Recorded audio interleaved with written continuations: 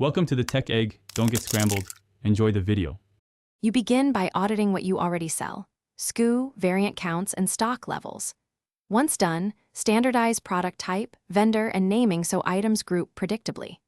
Next, create core collections with clear rules, automated when possible, manual for exceptions, and add tags to capture attributes like color, size, and season.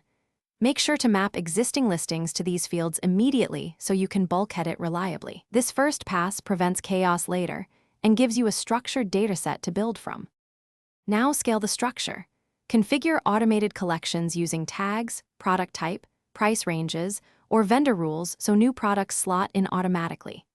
Once configured, perform bulk edits via CSV or Shopify's bulk editor to fix SKUs, prices, and inventory across many items.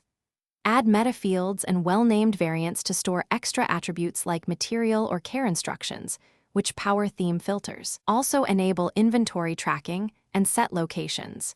This ensures availability displays correctly and prevents overselling as you grow. Finish by wiring collections into your site. Create clear navigation, featured collections, and collection images that match categories.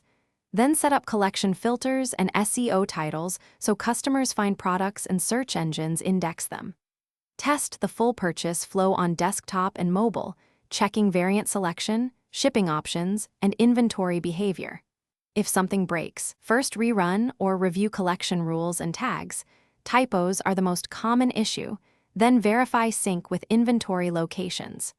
Make sure fixes persist before announcing changes. Thanks for watching. Consider subscribing if I helped unscramble your problems.